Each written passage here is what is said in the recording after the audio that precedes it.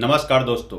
भारत आज एक परमाणु शक्ति से संपन्न देश है और आज से 48 साल पहले 18 मई 1974 को भारत ने अपना पहला न्यूक्लियर टेस्ट राजस्थान के पोखरण रेंज में किया था। भारत ने इस परीक्षण को शांतिपूर्ण उपयोग के लिए किया और परीक्षण के पश्चात करार देते हुए कहा कि वह इसका इस्तेमाल परमाणु हथियार बनाने के लिए नहीं करेगा। इस दिन बुद्ध पूर्णिमा का दिन था। इस नाते इस ऑपरेशन का नाम ऑपरेशन स्माइलिंग बुद्धा रखा गया था। लेकिन बहुत कम लोग जानते हैं कि बुद्ध की एक कहानी भी है जो इस ऑपरेशन से जोड़कर देखी जाती है और यह कहानी काफ़ी इंटरेस्टिंग है। यह परीक्षण भारत के प्रमुख नाभिकीय शोध संस्था भाभा एटॉमिक रिसर्च सेंटर या बार्क के निदेशक राजा रमन्ना के सुपरविजन में हुआ था। यह पूरा ऑपरेशन 7 सितंबर 1972 को ही बीआरसी द्वारा शुरू किया गया था और उसी ने इसे पूरी तरह से अंजाम दिया था। विशेषज्ञों के अनुसार यह परीक्षण में 8 से 12 किलो टन टीएनटी के बराबर विस्फोट हुआ था। यह परीक्षण संयुक्त राष्ट्र की सुरक्षा परिषद के स्थायी सदस्य देशों के बाहर किया गया पहला परीक्षण था। उस समय भी इस परीक्षण का भनक अमेरिका और दुनिया के अन्य गुप्तचर संस्थाओं को नहीं लगने दी गई थी। इस परीक्षण से यह सिद्ध हुआ कि भारत एक परमाणु संपन्न देश बना।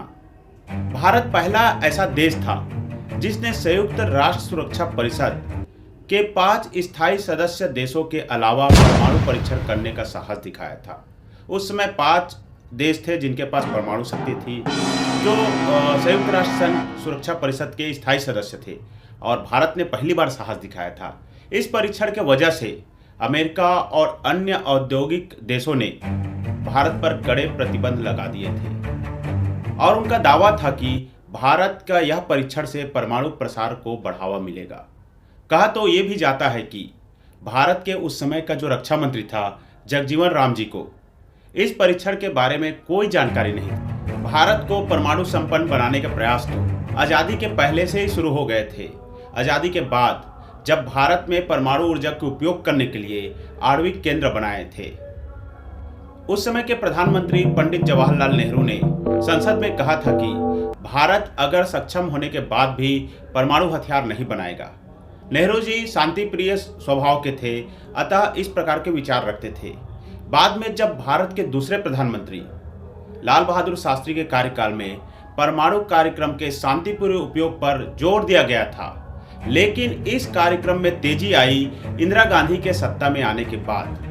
उन्होंने ही परमाणु क्षमता के विकास के कार्यक्रम को आगे बढ़ाया। इस परीक्षण में 75 वैज्ञानिकों और इंजीनियरों की टीम शामिल थी, जिसकी अगुवाई राजा रमन्ना, पीके अयंगर, राजगोपाल, चिदम्बरम और अन्य वैज्ञानिकों ने की थी, जिन्होंने 1967 से लेकर 1974 तक इस प्रोजेक्ट में काम किया था।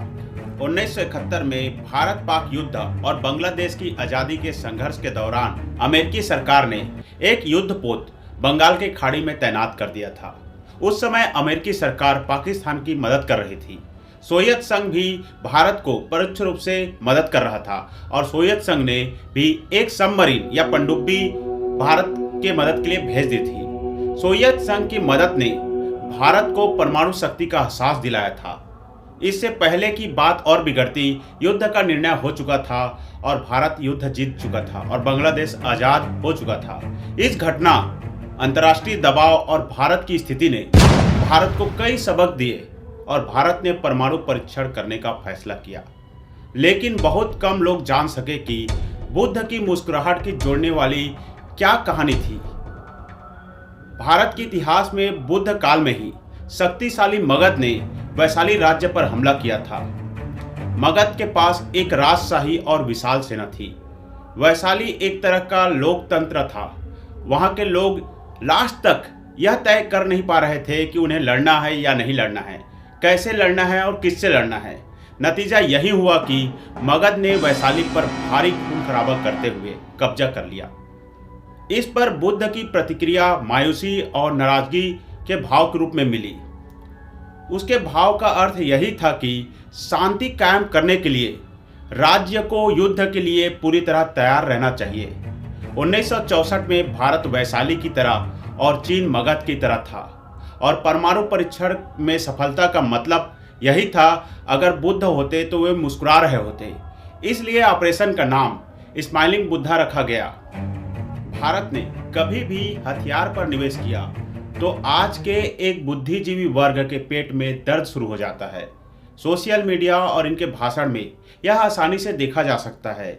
जैसे भारत ने F-16 या INS विक्रांत एयरक्राफ्ट कैरियर में निवेश किया तो कई बुद्धिजीवी लोग भारत में गरीबी और शिक्षा को दूर करने की बात करते थे और हथियार पे निवेश की तुलना गरीबी और शिक्षा से करते थे। भारत सरकार को दोनों पर ध्यान देना चाहिए, लेकिन सुरक्षा पर ज़्यादा ध्यान देने की जरूरत है, क्योंकि देश की सुरक्षा सर्वोपरि है। आशा करता हूं कि इस सेशन में दी गई जानकारी आपको अच्छा लगा होगा। अगर वीडियो अच्छा लगा है तो वीडियो को लाइक और शेयर कीजिए। बेल नोटिफिकेशन के साथ चैनल को सब्सक्राइब कीजिए। जय हिंद, जय भारत।